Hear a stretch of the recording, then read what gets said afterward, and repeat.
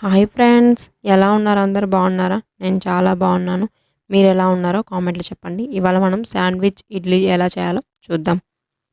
నేను నైటే మినపప్పు నానబెట్టుకొని అది నానాక మిక్సీ పట్టుకొని అందులో ఇడ్లీ రవ్వ యాడ్ చేసుకొని నైటే కలిపి పెట్టేసుకున్నాను. నేను మార్నింగ్ లేసి కొంచెం సోడా ఉప్పు కొంచెం సాల్ట్ యాడ్ చేసి ఇవన్నీ మిక్స్ చేసి పక్కన పెట్టేసుకున్నాను.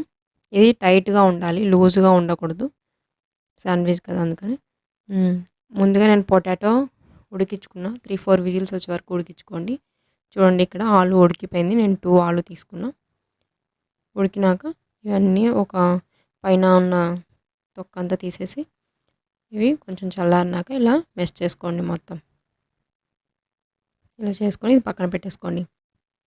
ఒక బాండి పెట్టి అందులో ఆయిల్ యాడ్ చేసి 2 టేబుల్ స్పూన్, అందులో 1/2 టీ స్పూన్ ఆవాలు, మీడియం సైజు ఆనియన్ సన్నగా పీసెస్గా కట్ చేసుకున్న ఆనియన్ కూడా యాడ్ చేయండి.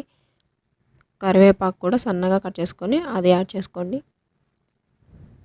పచ్చిమిర్చి కూడా సన్నగా కట్ చేసి యాడ్ చేయండి. ఇవన్నీ యాడ్ చేసి మిక్స్ చేయండి. ఇలా మిక్స్ చేసుకున్నాక కొంచెం సాల్ట్, మీకు టేస్ట్ తగ్గట్టు సాల్ట్ యాడ్ చేసుకోండి. ఆల్రెడీ ఇడ్లీ పిండిలో మనం సాల్ట్ వేసి ఉంటాం కదా, ఇందులో కూడా సరిపడినంత యాడ్ చేసుకోండి. ఇందులో 1/2 టీ స్పూన్ పసుపు యాడ్ చేయండి. యాడ్ చేసి ఇవన్నీ ఇలా మిక్స్ చేసుకోండి. కొంచెం కలర్ చేంజ్ అయ్యేంత వరకు ఫ్రై చేసుకోండి. ఇందులో మీడియం సైజు క్యారెట్ సన్నగా తురుముకొని అది కూడా యాడ్ చేయండి. ముందుగా మెష్ చేసి పెట్టుకున్న పొటాటో ఉంది కదా, అది కూడా ఇందులో యాడ్ చేసుకోండి. ఇలా యాడ్ చేసుకొని మొత్తం మిక్స్ చేయండి.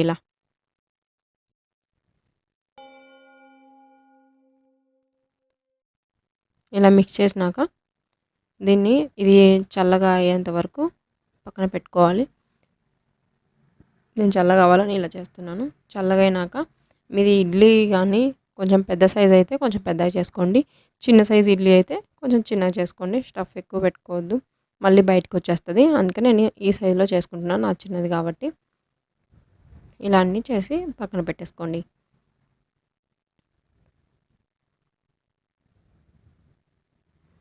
ఇది కొంచెం కారము అవి ఎక్కువ వేసుకుంటే ఒట్టి ఇడ్లీ అయినా తినేయచ్చు. మామూలుగా ఇంకా చట్నీతో తిన్న టేస్ట్ బాగుంటుంది, సూపర్గా ఉంటుంది. ఇలా నేను అన్నీ పక్కన తీసి పెట్టేసుకున్నాను.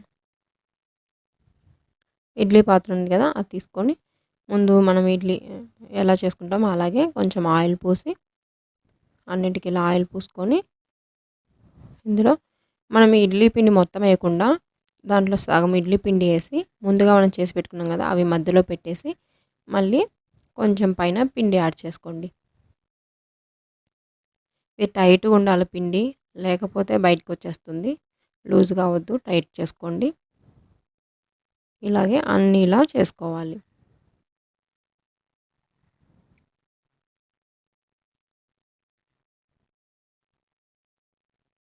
లూజ్ అయితే ఇంకా ఉడకదు సరిగా, బయటకు వచ్చేస్తుంది మొత్తము. ఇలా అన్నీ చేసి పెట్టుకొని ముందుగా నీళ్ళు హీట్ చేసుకున్నాం కదా, లైట్గా హీట్ చేసుకుంటున్న దాంట్లో అన్నీ ఇలా పెట్టేసేయండి. పెట్టి 20-25 మినిట్స్ కుక్ చేసుకోండి మీడియం ఫ్లేమ్లో పెట్టి.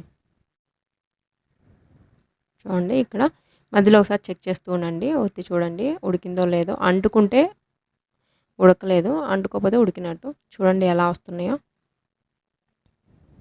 ఉడికిపోయాయి బాగా.